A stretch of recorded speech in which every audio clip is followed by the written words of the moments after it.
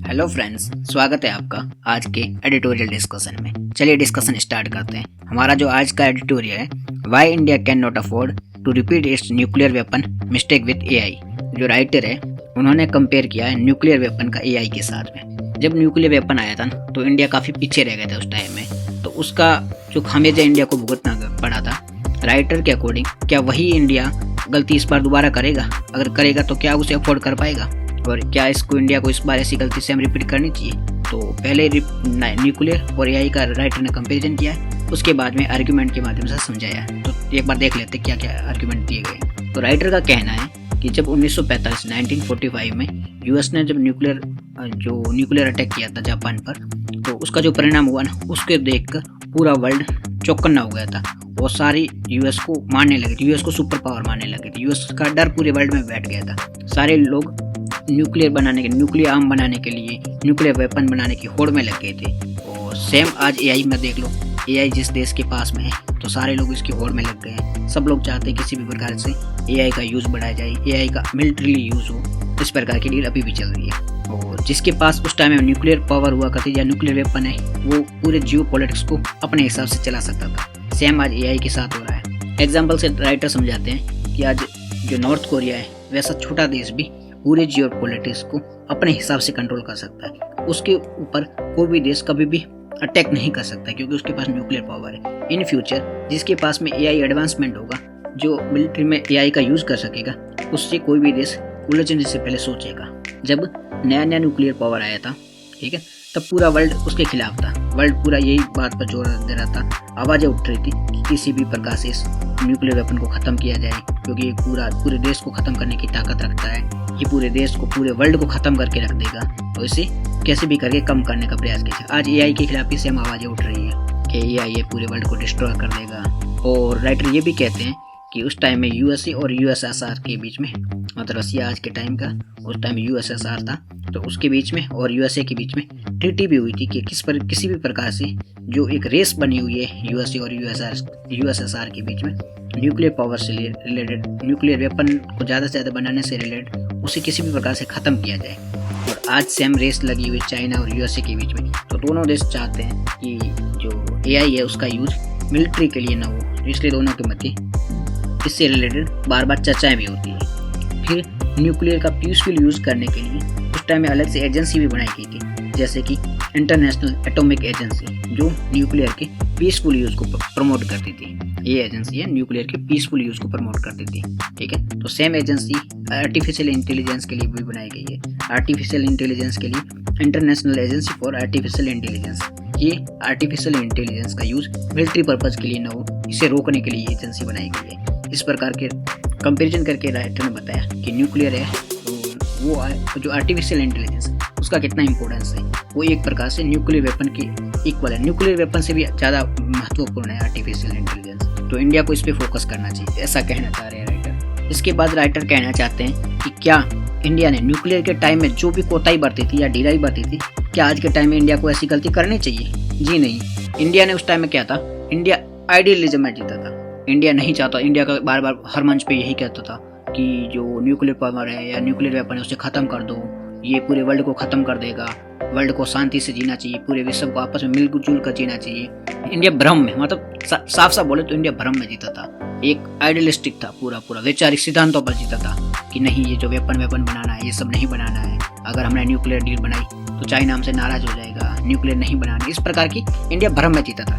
तो writer example देखिए कहना चाहता है कि जब 1960 में, 1960 में, देखो उस टाइम में क्या था, इंडिया था वो थोड़ा रसिया के क्लोज था। और चाइना और यूएसए के बीच में इतना उस टाइम में अलाइ नहीं था। जबकि हम बात कर रहे हैं 1960 की। उस टाइम में थोड़ा यूएसए चाहता था कि देखो चाइना है वो कम्युनिस्ट देश है, उसके साथ में फ्रेंडशिप करने से बेटर है इंडिया एक इंडिपेंडेंट, वो भी डेमोक्रेटिक कंट्री है, तो कैसे भी करके इंडिया को अपने पाले में लाया जाए। तो इसलिए यूएसए की तत्कालीन जो राष्ट्रपति थी, उन्होंने इंडिया को लेटर लिखा कि हम चाहते हैं कि हम आपकी हेल्प करें न्यूक्लियर पावर बनने। यूएसए चाहता था कि इंडिया एशिया में सबसे पहला देश बने जिनके पास न्यूक्लियर पावर हो, बट इंडिया ने ओपनली मना कर दिया। इंडिया ने बोला कि अगर हम न्यूक्लियर बना लेंगे या फिर यूएसए के साथ चलेंगे तो चाइना क्या सोचेगा, चाइना नाराज हो जाएगा, रसिया नाराज हो जाएगा, इंडिया से भ्रम में जीता था, ऐसी ऐसी बातें कर। तो अगर उसके बाद में चाइना ने तो बना ही लिया था न्यूक्लियर वेपन और इंडिया ने नहीं बनाया, तो इंडिया को बाद में बनाना पड़ा था। तो इसका खामियाजा आज भी भुगतना पड़ रहा है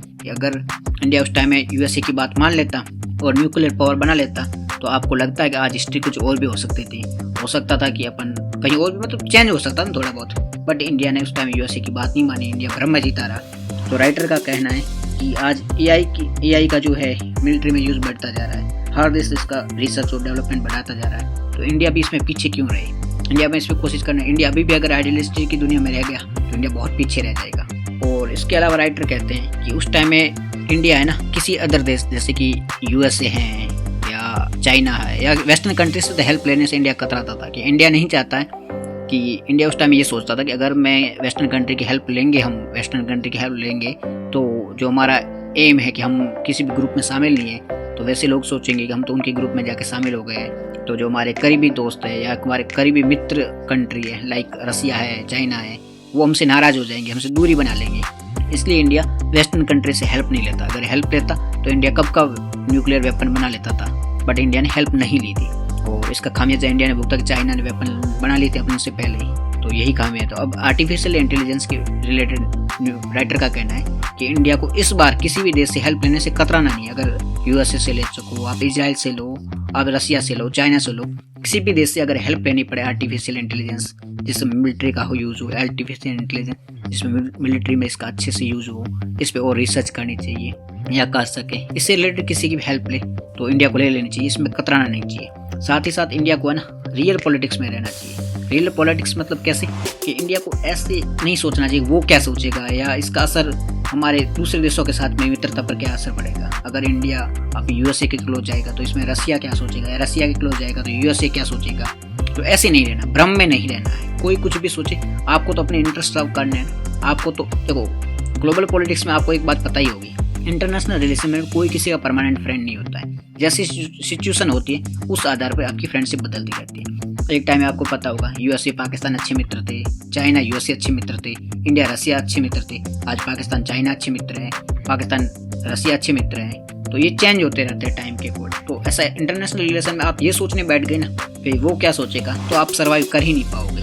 तो इंडिया को रियल पॉलिटिक्स अपनानी चाहिए, ना कि क्या सोचेगा कौन, इसमें पढ़ना चाहिए, इस भ्रम के जाल में पढ़ना चाहिए। ठीक है। और इसके अलावा राइटर कहते हैं कि इंडिया कई बार क्या करता है, टेक्नोलॉजी से लेकर अलग ढंग अपनाता है। कैसे इंडिया कहता है कि हम अपने ढंग से काम कर लेंगे, हम अलग तरीके से हमारी टेक्नोलॉजी डेवलप कर लेंगे। तो ऐसा नहीं होता। बट साइंस में है ना, साइंस में अलग तरीके से नहीं होता। साइंस के कुछ बेसिक रूल है, आप उसी को फॉलो कर सकते हैं, आप उस चीज़ को बना सकते हो।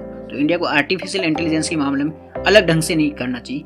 जो काम चल रहा है उसी से चलाओ और उस पर अच्छा रिसर्च करो, अपना इन्वेस्टमेंट आर्टिफिशियल इंटेलिजेंस से रिलेटेड बढ़ाओ, मिलिट्री यूज़ बढ़ाओ, किस प्रकार से मिलिट्री में इसका यूज़ किया जा सकता है, क्योंकि बाकी देश में कोशिश कर रहे हैं। ठीक है, बाकी देश कोशिश करें तो इंडिया को भी कोशिश करनी चाहिए। इसके अलावा नेक्स्ट पॉइंट है, इंडिया हर बार टेक्नोलॉजी में पीछे रह जाता है। जैसे कंप्यूटर आया था, नया कंप्यूटर आया तो इंडिया में बहुत विरोध हुआ था कि नहीं यार कंप्यूटर आ रहा है, ये नुकसान कर देगा, जॉब खा जाएगा, ये कर देगा, वो कर देगा।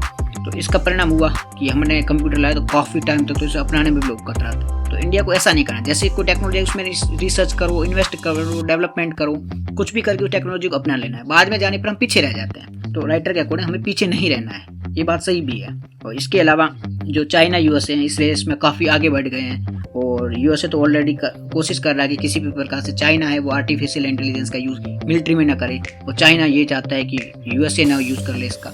इसलिए यूएसए ने क्या किया है, चाइना यूएसए से चिप इंपोर्ट करता था उसके ऊपर बैन भी लगा दिया है और चाइना भी खुद से चिप बनाने की कोशिश कर रहा है। साथ ही साथ यूएसए ने इससे रिलेटेड एक ग्रुप भी बना दिया गया है, अपने जो अलाई कंट्री है, मित्र कंट्री है, उसके साथ साथ मिलकर एक ग्रुप बनाया जिसे global partnership for artificial intelligence. Bharat भी इसमें शामिल है और इसकी मीटिंग भी होने वाली जो भारत में ही होगी। इसलिए जो यूएसए और चाइना जैसे देश हैं वो इससे रिलेटेड काफ़ी आगे बढ़ रहे हैं। तो इंडिया को भी कोशिश करनी चाहिए कि हम भी इस पर प्रोग्रेस करें। भारत को अपनी पुरानी गलतियों से सीखना चाहिए और अब कोशिश करनी चाहिए कि जो भी टेक्नोलॉजी आ रही है उस पर भारत इन्वेस्ट करे और फ्यूचरिस्टिक बनना है, ना कि आइडियलिस्टिक बनना है।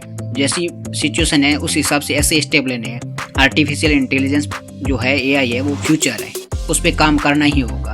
अगर भारत इसमें भी ये सोचता रहेगा कि पूरा वर्ल्ड क्या है, इसका असर क्या पड़ेगा, रोजगार पे क्या असर पड़ेगा, लोग इसका विरोध कर रहे हैं, तो ऐसे आगे नहीं बढ़ा सकता। क्योंकि बाद में रियलाइज होता है अगर उस टाइम में अपन ने कंप्यूटर की डील नहीं की होती तो हम पीछे रह जाते। ये भी कहा जाता है जब 2006 में जब हम डील करने वाले थे यूएसए के साथ में, न्यूक्लियर डील करने वाले थे, तब भी काफ़ी विरोध हो रहा था। यहाँ तक हो रहा था कि नॉन कॉन्फिडेंस मोशन भी लाया गया था लोकसभा में या राज्यसभा में।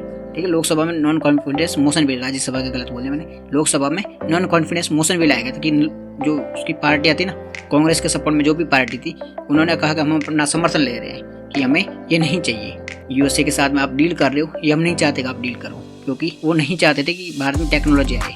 उनका कुछ भी मानना हो सकता है, बट वो अगर गलत था ना, अगर न्यूक्लियर जो प्रोजेक्ट वगैरह नहीं बनते तो हम काफ़ी पिछड़े रह जाते। तो भारत में जब भी टेक्नोलॉजी आती है तो लोग तो इसका विरोध करेंगे। तो सरकार को क्या करना है कि नहीं सोचना कि लोग क्या कर रहे हैं। जरूर अगर उसका नुकसान है तो सोचना है, बट इसका मतलब ये नहीं कि टेक्नोलॉजी का कुछ फायदा है और सरकार बिना किसी सोचे लोक लुभावन में आकर या वोट बैंक की नीति में आकर पॉलिटिक्स के चक्कर में उसको छोड़ दे। वो टेक्नोलॉजी बाद में अच्छा कर जाती है और हम पीछे रह जाते हैं। इसलिए आर्टिफिशियल इंटेलिजेंस है वो फ्यूचर है। भारत को कुछ स्टेप आगे लेने होंगे। इसका वे फॉरवर्ड ये हो सकता है कि भारत को फ्यूचरिस्टिक बनना है। आर्टिफिशियल इंटेलिजेंस है वो फ्यूचर है, उसमें इन्वेस्टमेंट करनी है। भारत की जो कंपनियां हैं उसको प्रमोट करना है कि वो आर्टिफिशियल इंटेलिजेंस में इन्वेस्ट करें। चाइना यूएस इसमें बहुत ज़्यादा आगे बढ़ गए। भारत को इसमें आर्टिफिशियल इंटेलिजेंस में भारत वर्ल्ड लीडर बन सकता है, क्योंकि अभी भी शुरुआत है, अभी कुछ इतना ज़्यादा कुछ हुआ नहीं है। तो भारत इसमें बहुत कुछ कर सकता है, वर्ल्ड लीडर तक बन सकता है। यूएसए कोशिश कर रहा है अपने मित्र देशों के साथ मिलकर इसमें काम करें, तो भारत को भी उसका साथ देना है और हो सके तो हेल्प भी ले लेनी है, बट किसी भी प्रकार से इस टेक्नोलॉजी को आगे मिस नहीं करना है। जो हमने इतिहास में जो गलतियां करी थी उसको दोहराना नहीं है। हम ऑलरेडी बहुत सारी गलतियां कर चुके हैं, हम हर बार ऐसी गलतियां करके पीछे रह जाते हैं। लेकिन इस बार जो ये मौका है इसमें पीछे नहीं रहना है, हमें कदम से कदम मिलाना है, हो सके तो आगे बढ़ना है। आगे बढ़कर उन देशों से भी पहले हमें इस पे काम करना है और वर्ल्ड लीडर इसमें बन सकते हैं। तो आज की डिस्कशन में इतना ही था। Thank you very much for discussion.